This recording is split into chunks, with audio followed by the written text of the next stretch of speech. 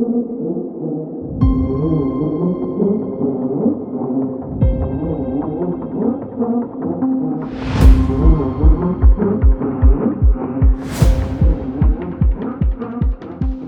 penultimate day of this, the 48th Tour of the Alps. Pensive mood at the start, not least because it's the Queen's stage and also the weather was coming in. Very cold, lots of arm warmers and gloves on display, as you can see, leg warmers too. And no surprise, it was 9 Celsius at the start. And I've got to tell you, some rain came in as well. It did not dampen the enthusiasm of a breakaway, however, a whole sequence of them. But ultimately, it was going to take, yet again, a bit of fortitude. And that was displayed by Timo Arendsman. He rocked off the front. And as a very select band of brothers started to fracture, Baumann and Derek G teamed up as well in hot pursuit.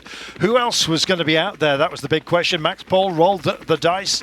Zangala as well. Young riders with big ambitions. But time was starting to run out. Another day of high altitude, 3,370 meters in total. In the second longest stage of this year's race, destination Obertilliach. The climbs, though, in the last sector, the big loop had been completed and the run for home was just around 32 kilometers in length after this peak.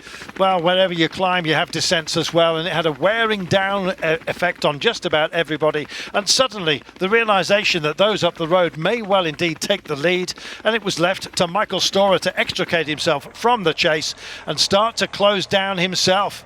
Oh my goodness, what a task at hand with 33 kilometres remaining.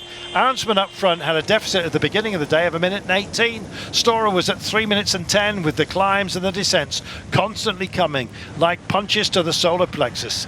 Arendsman was out there, a time trialist. Likewise, the chaser, Derek G of Canada, also a time trialist. The ability to park pain is part of what they do extremely well. And the man who'd taken on the task of trying to wind them in was, of course, our leader, Michael Storer. Behind him, the likes of Paul, of Bardet, they all regrouped together. Couldn't decide on who was going to be the main man of their group. Giulio Ciccone in the red points leaders jersey was also part of it. Baumann was tagged by Storer, but up ahead is where his mind lay. Derek G of Canada and, of course, Timo Arendsman. Could they hold on? And indeed, what would be the margin at the end of the day? Storer knew that he had an advantage, but you had to factor in bonuses. And in this race, time bonuses at the line, 10, 6 and 4 seconds available. They count for an awful lot. It's been decided by a handful of seconds in the past. Would that be the case, indeed, by the time we finish duties at Leeds tomorrow? This, the big day, however, that could set your stall out, and indeed how you're going to approach the remainder of the race. Constantly they were attacking each other.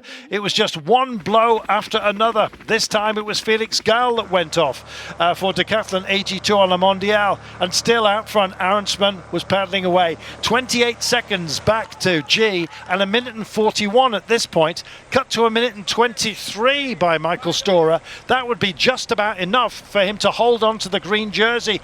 1:18 all of a sudden. It was going his way. And then, of course, the news got through to Arendsman. He had to dig very, very deep, and that's precisely what he did. He was starting to rock and roll as the green meter markers were there into the hoarded section, and when he crossed the line after 4 hours and 17 minutes, the clock started to count back. How would it be? Derek G was coming in, and his margin, well, it was to be 1:18 seconds for him, and 6 bonus seconds to be taken off his tally. And then finally Storer crossed the line, but he knew he'd lost the leader's jersey, and by a margin of just 11 seconds. Can you believe it? Then it was a battle for points, of course, that was rocking into our consciousness. Felix Gall, the Austrian, wanted to make a statement and did so at the line. Just edged Giulio Ciccone, who stays in the red jersey. Oh my life, what a day we have had. Amazing racing. Max Paul taking over the young riders jersey. Pickering still in blue, but into green. Timo Arendsman, our leader overall. With just 1 day remaining of this fabulous race, we head to Linz, and he has a margin of 11 seconds. So if he wins tomorrow, he'll get 10 bonuses as well. He needs to just keep an eye on Michael Storer, who trails him. Very modest margins here, with a great day still to come. Always fabulous racing at the Tour of the Alps. The finale tomorrow.